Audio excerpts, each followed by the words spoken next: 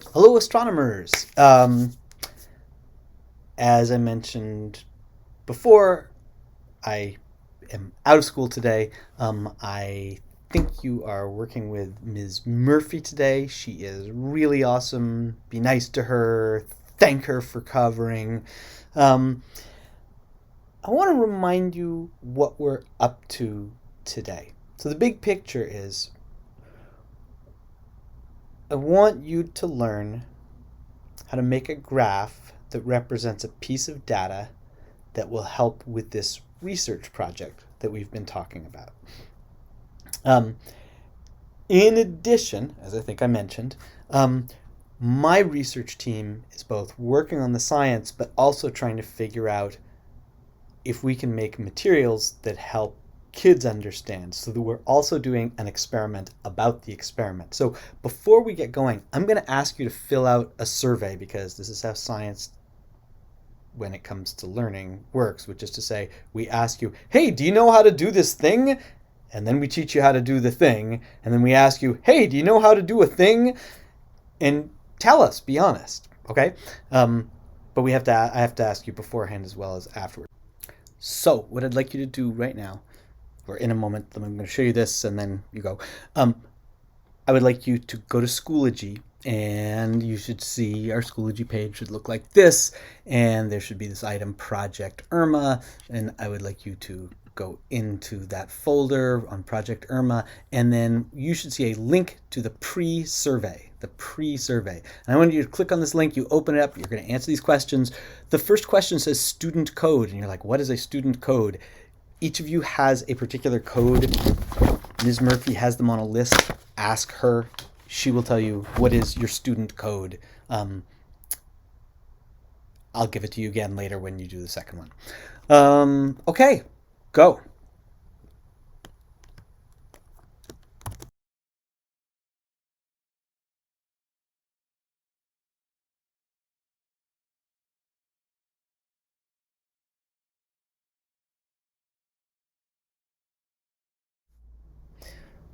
Okay. So we're about to start on a pretty challenging and technical task. We're going to get really granular on some stuff. And it's important not to get lost in all that granular stuff and be aware of what's the big picture, what are we trying to do. So I want to remind you of some stuff that we talked about recently in class. We want to talk about what are we trying to do. Okay. First of all, we are interested in AGN. What are AGN? Okay, I realize it's a video. It's okay to talk back to the video. AGNR? I hope you just said active galactic nuclei. That's awesome. Active galactic nuclei. AGN are active galactic nuclei. And what are some of the things that are in an active galactic nucleus?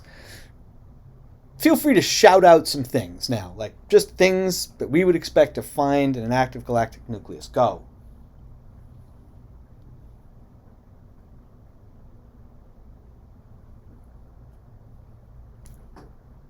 Okay, I hope some of the things that you mentioned just now, while you were shouting things out, were one thing. In the middle of the active galactic nucleus, we would expect to find a super massive black hole. A very, very big, very massive black hole.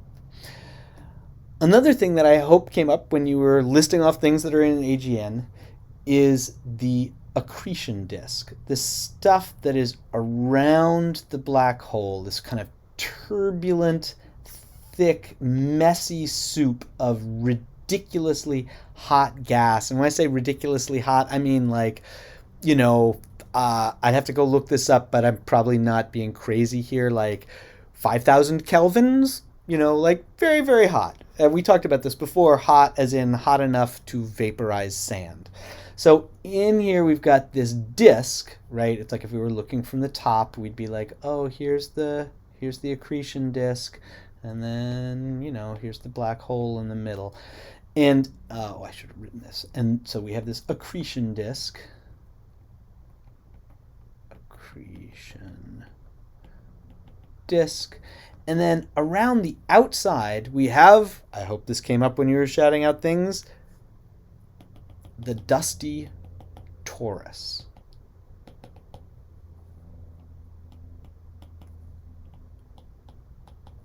And if we were looking at it from the top, it would look like this, the sort of the outside of the donut, right? This sort of donut-shaped thing that's around the accretion disk. There's this big cloud of dust. And when we say dust, think of sand that's ground insanely finely. We're basically talking about something that's as simple as sand, ground insanely finely. And remember, why is the dust on the outside? Actually, I think somebody asked this in the last class, and I didn't get to talk about it.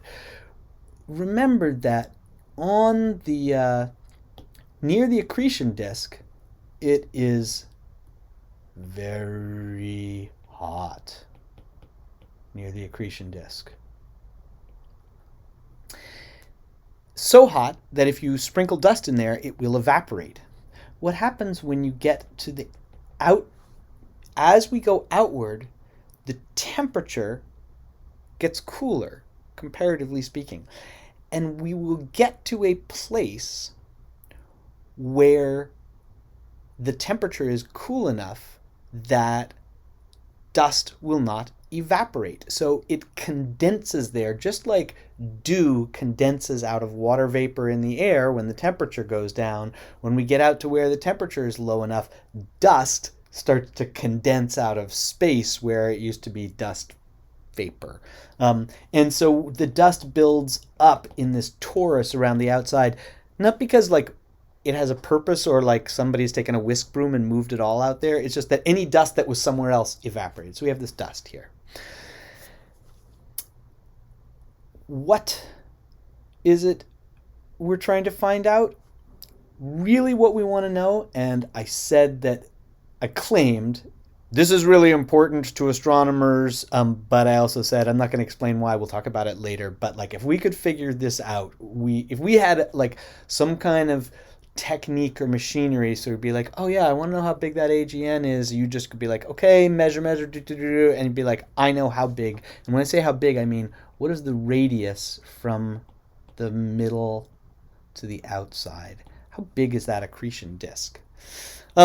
So if we knew that, that would be really awesome. What we are trying to do, I'm reminding you how reverberation mapping works, is that we're going to have, this light that comes from above the black hole, and some of it is going to go out and hit the accretion disk, and some is going to go out and hit the dust. And both of those things are going to glow, and they're going to send light back to us on Earth. You have to imagine that Earth is like up in the screen here. And that the light that comes from the accretion disk is visible. It's in visible wavelengths. We also call that optical. And that the light coming from the dust is going to be primarily infrared. Infrared, that's a longer wavelength light that comes from hot things. I mean, hot, but not as hot as the accretion disk. So in order to find out what we really want to know is what's the time delay, because we would expect that like, oh, this light is going out in all directions, right?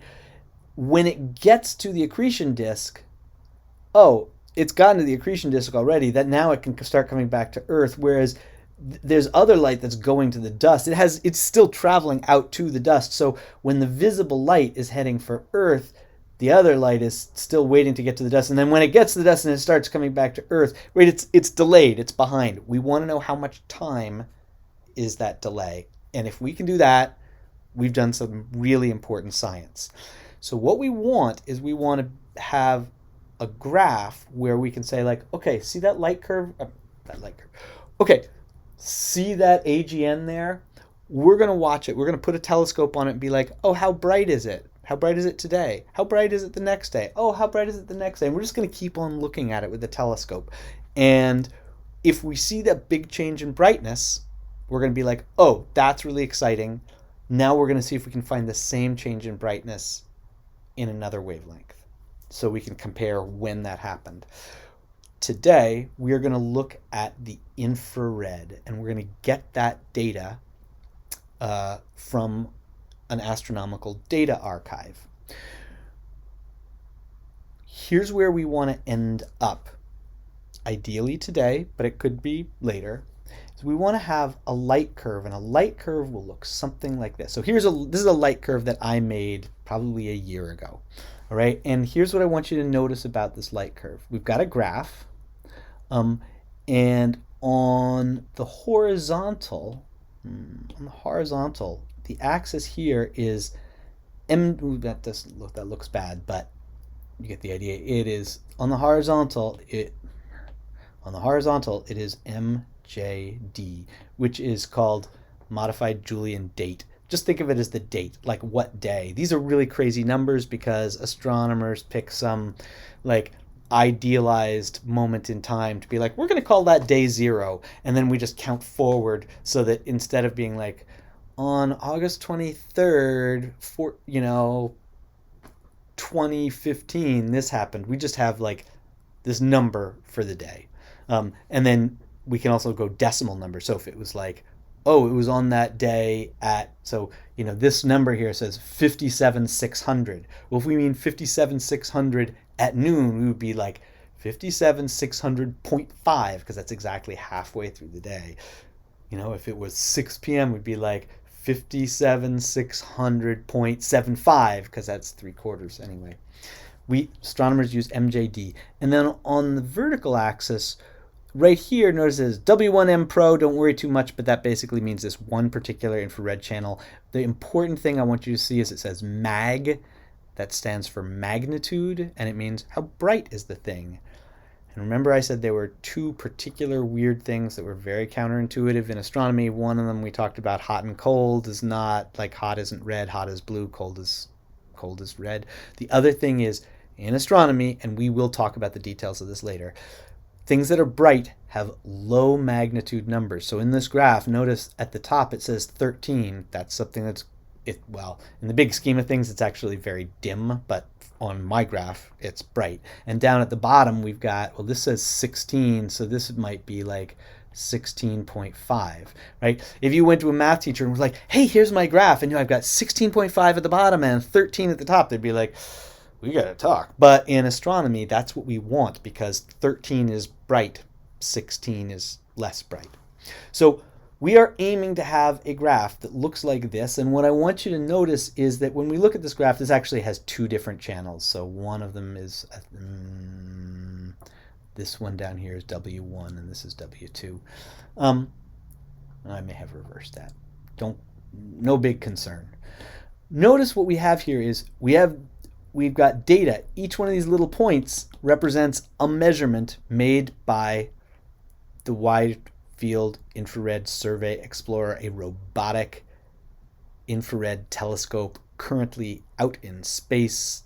Actually, it trails behind Earth as Earth goes around the sun, making these measurements, taking images and sending them back to Earth, where they get processed. And somebody at IPAC, well, actually a computer at IPAC, looks at the images and says, oh, see that dot? I'll tell you how bright that is. And so the graph is just brightnesses. And then notice there's also a line that's been run through the middle, and it's this is a sort of chunky picture, but I hope you see that there's this line that's been run through the middle, and you're going to create that line to sort of say, if we average all these things out, they're about here.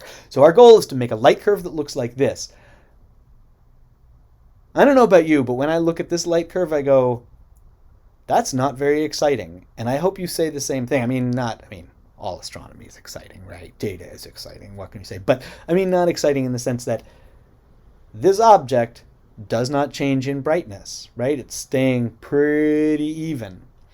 If we were to see one of these things be like, oh, hey, look, it went up and then went down, we'd be like, oh, whoa, hang on a second. There's a place where it got brighter in the infrared. We're excited about that. And that would tell us, when we looked at this graph, oh, we should go look at the optical. Because if we can find data in the optical and we can see the bump, then we can be like, oh, what's the time delay between these bumps? So the goal today is to make a light curve like this one here for the infrared. This is practice. What you're doing today is practice. And after we've got this down, I'm going to ask you to make your own light curve for your own AGN. Everybody's going to have a different one. We're going to look at all the graphs together, okay? So you will look at some data that is absolutely your own, and we'll compare them and talk about what it means, okay? So in just a moment, I'm going to send you off to work with the instructions. I'm going to show you where they are. This is a moment where if you're not already taking notes, you might want to take notes because I'm going to say a couple of quick details. So here's what you're going to do. We're going to go back to Schoology, and you're going to find this instruction set that says how to make an IRMA light curve. I'm going to just quickly make a couple of points about these instructions, and then I'm just going to let you go get to work. So I'm going to open up these instructions.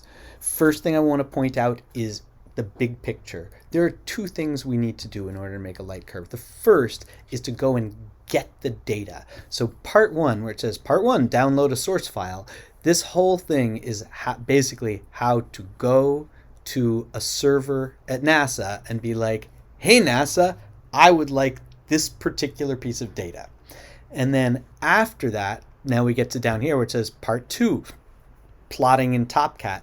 Then we're going to take that data that we've gotten and plot it and make a light curve. Okay, so two parts. Second thing is, so I'm going to go to the URSA homepage here. It says go to the homepage, boom, and now the instructions tell us to click on the catalogs button to open the catalog. So we're going to click on the catalogs button, boom. And the next thing we're told to do, and you don't have to write this down, it's all in the instructions, I'm just running you through it really quick. Select the WISE, NEO-WISE catalog. Oh, it's the first one, nice, select. And the next thing the instructions say is select NEO-WISE R single exposure L1B source table. WISE NEO-WISE is not that one, it's not, NEO-WISE, oh, here we go. NEO-WISE R single exposure L1B source table. This is what we want. Select, click the button, hit select. And here we are at the query. This is the point that I wanted to make. Let's go back to the instructions here. The instructions then say, select a cone search with a radius of 5 arc seconds and type in RA and DEC. Cone search basically says, hey computer, I would like, as if my vision were a cone out onto the sky, that's what I want, a sky cone that's this big, 5 arc seconds. I'm going to do that. Cone, radius, 5 arc seconds. And then I'm going to go up here where it says coordinate or object name. Now it's asking me where on the sky do you want the data from? And I'm going to go back here and it says type in RA and DEC, and then it has these numbers. And all you want is these numbers.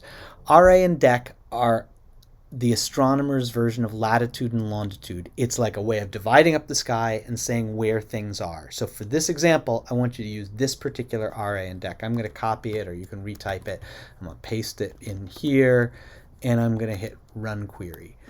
Now, when I hit Run Query, you may get this pause thing here, and that just means it's thinking for a little while it serves you up your data. I've already have the data open here. Ultimately, you should get to something that looks like this. Now, what we're looking at here is on the left is basically an image of the sky, and it just looks like gravel because that's how this particular robot with infrared vision is seeing that particular patch of the sky. Then there's this graph, which basically each one of these dots represents, here is a measurement that this telescope once made. Neither of these are the things you want to save. What you want to do is scroll down and you'll see here's this table, and it says it has 1,663 points in it, and this is the data that you want. So you're going to go and you're going to see where the table is, and then you're going to click on the little disk thing, and this is really crucial. This is going to download to your computer, and some people have a hard time finding stuff on their computer. It's going to come in with a file name that says Ursa catalog search results TBL. You can give this another name, like my fabulous cherry flavored Ursa search results, or you could say, practice file, but you want to make it something that you can then go find because it's going to show up in your computer. So name this something or other. What else do I need to remind you? Okay, so I'm going to save this. I actually can, I think, remember Ursa catalog search results. Back to the instructions here. Boop. Now we're in part 2. You have the file. For me, I'm looking down at the bottom where it says for me the files that I've downloaded, and I go Ursa catalog search results. What I'm going to do is this trick. I like Chrome. I go like boink, and I go show in Finder, and now I can be like, where's that file? Oh, look, it's in my downloads folder. I'm going to just stick this over here for a second. And now I'm going to go open up Topcat. Couple of quick things to mention here that are 2 tiny little things about the directions. One says load to data table, load as IPAC format, and you're going to be like, wait, what are all these things? Couple of ways to load. One is you hit the load button. It doesn't say this, but what you want to do is you want to click where it says system browser. And that's going to get basically where you're going to be like, oh yeah, here is my file. Then you're going to continue following these directions and reading the little notes, following the directions, reading the little notes. Then we get down to this little bit of optional stuff. If it says optional, for the purposes of today, don't do it. Skip this thing where there's like a little star and a little star. Basically, you want a sky plot. This is explaining something that's worth reading, but then move on. What you want to do, past the subsets, now you want to go where it says start the light curve. This tells you how to do it. Go for it. Here's the last thing I want to say. What you're about to do is hard. I am leaving you to do it on your own. I realize I think this is a challenge that you can do. It may be frustrating. Hang in there with the frustration. Ask other classmates. Ask Ms. Murphy. She's never done this before, but she is a patient and thoughtful person. I bet she would help you, look at the directions. So this is your job, is to get as far as you can with making a light curve today. And I really have a lot of faith that you can make a ton of progress with this. Last thing, if you have technical problems, do your best to figure them out. Stuff that you can't figure out, send me a message on Teams. I will not respond to it during the day today because I'm observing a holiday, but it will let me know on Friday where you were stuck. If it's a particular problem in the software, get a screenshot and be like, hey, see right here, I didn't know how to do blank. Those are things I will respond to. Put them in the general Teams channel for this class because other people may have the same question, and then when I answer it, everybody can see it. Okay, go out there, make a light curve. You can do this. Go.